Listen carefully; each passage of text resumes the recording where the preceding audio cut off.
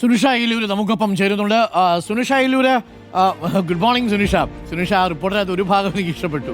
അതായത് കുപ്പി തിരിച്ചു കൊടുത്ത് 20 രൂപ വാങ്ങിക്കുന്നതിൻ്റെ ഭാഗമായിട്ട് വാങ്ങിക്കുക, നിൽപ്പനടിക്കുക, അതിനുശേഷം കുപ്പി അവിടെ കൊടുക്കുക, 20 രൂപ വാങ്ങിച്ച് വീട്ടിൽ പോവുക എന്നുള്ള ഒരു അവസ്ഥയിലേക്ക് എത്തി. അത്യന്തം അപകടകരമായ കാര്യമാണ്, ഒരിക്കലും പ്രോത്സാഹിപ്പിക്കാൻ പറ്റാത്തൊരു കാര്യവും.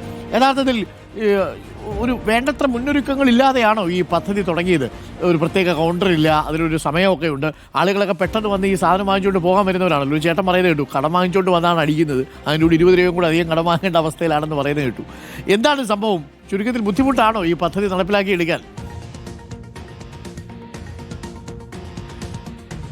അരുൺ, സർക്കാരും ബെബ്കോയും ഒക്കെ സ്വാഭാവികമായും നല്ല രീതി, അതായത് നല്ല ഉദ്ദേശം വെച്ചാണ് ചെയ്തതെങ്കിലും കൃത്യമായ മുന്നൊരുക്കമില്ലാത്തത് വലിയ രീതിയിലുള്ള ബുദ്ധിമുട്ടുണ്ടാക്കുന്നുണ്ട് എന്നുള്ളതാണ്. നമ്മൾ ഇതിൽ പറഞ്ഞതുപോലെ തന്നെ നമ്മളും പല ഔട്ട്ലെറ്റുകളിലും പോയി നോക്കി എന്താണ് സ്ഥിതി എന്നറിയാൻ. പക്ഷേ അരുൺ, കണ്ടത് സമാനമായ സാഹചര്യമാണ്. അതായത് ആളുകൾ വന്നു വാങ്ങുന്നു, പിന്നാലെ തൊട്ടടുത്ത് തന്നെ പോയി ഇത് കഴിച്ച് പെട്ടെന്ന് തന്നെ കുപ്പി കൊടുത്ത് പണം വാങ്ങി തിരിച്ചു പോകുന്ന ഒരു സ്ഥിതി ഒന്നില്ല.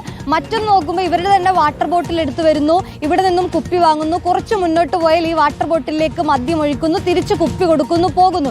ഈ ഒരു സ്ഥിതി ഇങ്ങനെ തുടരുകയാണ് എന്നുള്ളതാണ് ഒരു ഭാഗത്തെ പ്രധാനപ്പെട്ട പ്രശ്നം എന്ന് പറയുന്നത്.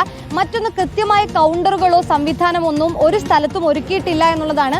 പരീക്ഷണാടിസ്ഥാനത്തിൽ തുടങ്ങുകയാണെങ്കിൽ പോലും കൃത്യമായൊരു സംവിധാനം ഒരുക്കാൻ പ്രത്യേക കൗണ്ടർ ഉണ്ടാകും, അതിന് കുടുംബശ്രീയിലെ ആളുകളെ ഏർപ്പെടുത്തുമെന്നടക്കമുള്ള കാര്യങ്ങൾ പറഞ്ഞിരുന്നെങ്കിൽ പോലും അതൊന്നും ഈ 2 ദിവസമായിട്ടും നടന്നില്ല എന്നുള്ളതാണ് മറ്റൊരു കാര്യം. അതായത് ഏത് ജീവനക്കാരാണോ ഈ കുപ്പി കൊടുക്കുന്നത് അവർ തന്നെയാണ് ഈ സ്റ്റിക്കർ ഒട്ടിക്കുന്നതും ഒപ്പം തന്നെ ഈ കാലിക്കുപ്പി കൊണ്ടുവരുമ്പോൾ അവർക്ക് പണം തിരിച്ചു നൽകുന്ന ജോലി ചെയ്യുന്നതും. അതുകൊണ്ട് തന്നെ നേരത്തെ 10 മിനിറ്റാണ് ക്യൂ ഉണ്ടായിരുന്നതെങ്കിൽ ഇപ്പോൾ ഒരു 10-20 മിനിറ്റോളം നിൽക്കേണ്ട ക്യൂ അടക്കം അവിടെ ഉണ്ടാകുന്നു. അത് ഉപഭോക്താക്കളെ സംബന്ധിച്ചിടത്തോളം ക്യൂ നിൽക്കുമ്പോൾ അവർക്കത് വലിയ ബുദ്ധിമുട്ടുണ്ടാകുന്നു. അത് ജീവനക്കാരോട് തട്ടിക്കയറാനുള്ള സാഹചര്യമാകുന്നു.